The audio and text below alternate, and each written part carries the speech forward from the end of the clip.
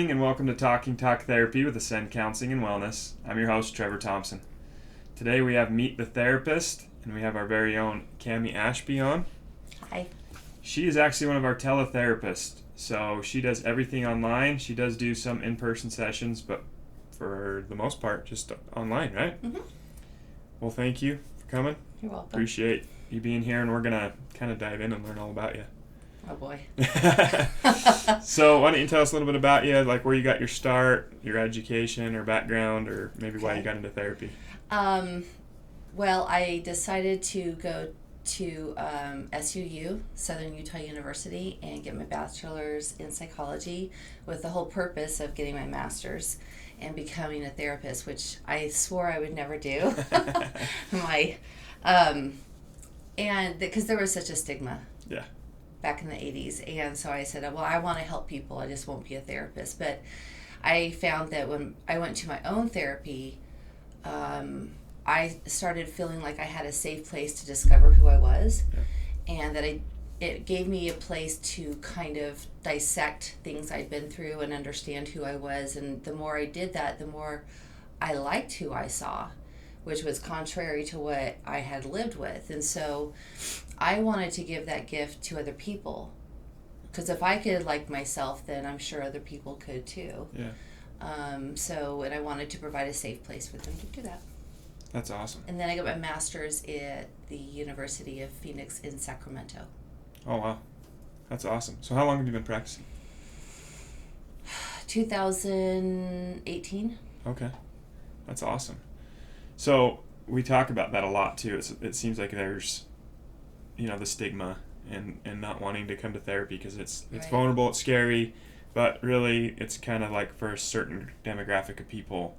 And I think if there was any advice that I've tried to really push on people as we've been doing this is it's for everybody. There isn't a one type person that needs to come to therapy. You don't have to have like this extensive trauma necessarily. No. And life provides that enough. Yeah. And it's kind of nice to have somebody that objectively can tell you that you're doing okay and probably a little better than you think. Yeah. Yeah, and somebody who doesn't know parties that you're talking about, and so they have a little bit more perspective and can give some questions that maybe you haven't thought about to help you see something. Yeah. And I feel like the biggest benefit to teletherapy, so like I grew up in a really small town, like your high school baseball coach was also your teacher. Yeah. And also and your doctor. Also your doctor and also at your church. Yeah. And there was no secrets, like just very small. Yes. We don't even have a stoplight still. Yes. In where I grew up. So oh my gosh. The benefit to teletherapy is it probably keeps you very private, makes me feel a lot more comfortable if it were to me to engage in a session knowing my confidentialities, way out of town and not going to be murmured throughout the streets. And it's a little bit comfortable, too, to have it in some place that you feel at home. Yeah. So you don't have to run someplace, dress up, sit in a waiting room, be escorted to a room that you don't really know, but instead you can kind of curl up on your couch that you feel comfy with in your pajamas if you wanted to, and talk to somebody who's been trained to work in that field. So, And really, it could be a lunch break. Like you could go pull over in your car and I know we have like a specific type of Zoom link or whatever the link is that's confidential too. That it falls in line with all of the HIPAA requirements. And I have some parents that just go put their kids to watch that's movie time, and then they talk with me. That's awesome. So obviously that's one of our many alternative services that we offer, and I'll attach some links on how to book any of our teletherapists. But as far as taking new clients, you're accepting some right now, right? Oh yeah.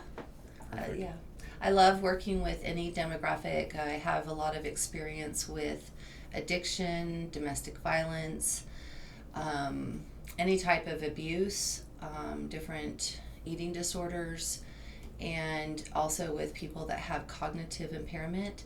One of my passions, though, is working with children and with teenagers. Okay. I share that passion. I worked in the treatment industry for 12 years. I'm working in the treatment industry now, It's interesting demographic, especially when they don't necessarily want to be there. Right, and a lot of times in family sessions, in family sessions with parents, they might be thinking, I'm not doing a good job, but really, like, nobody explains and sits down and goes, these are all the tools you need for this child right here, and then to throw in like 3 more. Yeah. I'm the oldest of 14. Oh, wow. So you want to talk dysfunctional. That's a lot. That is a lot, yeah. But, nobody sits down and does that. So when you can have someone dissect that, you realize you're not a bad parent. You just were trying to work off what your parents did for you, but your kids are not you. Yeah. And they're growing up in a world that was not yours. So that makes a lot of sense. And that's essentially the way you break that generational cycle, right? Mm-hmm. Like, I do things different because I didn't like the way that my dad did it, or I do that because my dad did do that, and it was really helpful for me. Right. But that's how you break some of those cycles and those negative patterns. And to kind of do a reality check on what this world is for your kids to grow up in versus what you grew up in. Yeah. That makes a lot of sense. So I want to dive in a little bit with the cognitive impairment. Okay. So what does that demographic look like, or what are some of the clients you see that are falling into that category? So some of the clients I've worked with are young adults that are not cognitively their chronological age, and so that can provide a lot of mental health issues, a lot of stigmas, a lot of frustrations, and trying to find those communication skills are hard. And so we'll work on communication, feeling positive about progress, and helping their brain to continue to develop. The brain doesn't stop developing and is very adaptable until we pass on. So there's a lot of great things that can be done. And I think it helps for them to feel like they're normal. Yeah. And I love that, because I feel like sometimes, and I'm not taking shots at the educational system, but kind of, they've really set it up to like try to place students that would excel in certain areas to go sit in a classroom with something they have zero interest in. Yes. And then be told, hey, you're dumb because you can't figure this out, when really that has nothing to do with anything that they're interested in, and so they get labeled. Yeah. And obviously you being a resource for maybe a student or a teenager struggling in that is amazing. Well, when you asked me when I started practice, it was technically 2018, but I really started in 2017 in Nevada. That's where I got my license to start working, and at that time their board was incredibly inefficient. Yeah. So it took me over 9 months to get my license to start working. So in the meantime, I worked at middle school as a on-campus therapist, social worker, and a lot of kids that I saw also were gifted and talented, where they were intellectually above their peers. Which provided a whole new host of mental health issues, because they saw the world more than other kids did, but they weren't emotionally there, to that extent where they could handle all that information. So it provided a lot of anxiety, stress about the world that most people don't experience till they're in their 20s. And some of those relationships probably suffered too, because they weren't relatable to the other kids around them. Yeah. So you have it on both spectrums. I also worked with maximum and minimum security prisoners, and worked with them outside of prison. So if somebody was incarcerated, that can be a huge stigma to work with as well. So you've had a wide variety of experience, which is amazing, obviously. That's what I wanted. I wanted a wide variety, and I still love working with a wide variety. It gives me a lot of opportunity to learn. I love learning. Yeah. And again, my passion is working with kids and teenagers. Awesome. Yeah. Well, I always ask every therapist this before we go. We talked a little bit about the stigma and the taboo about therapy, and the younger generation's more open. I feel like this upcoming generation to come into therapy, but that older generation, and probably the ones that could benefit from it the most, have this stigma of like, nah, therapy's not for me. What would be your advice to somebody who maybe fits in that demographic? Well, there's all sorts of reasons that you would probably want to go to therapy. I think when you start hitting older age, there's a lot. I think life just has a lot of things that throws at us at different age stages and different development milestones. And it's okay to come in and talk about, I'm stressed. I wake up anxious. I don't have a job anymore because I'm retired, but I don't feel purposeful. Or maybe, you're trying really hard to be a good parent and you feel like you're a failure. There's just a lot of good reasons to sit down and kind of go, this is the way I feel, and kind of get some perspective of what can you do with this. Because it's not necessarily if you've gone through trauma, but there are things that make it traumatic for us.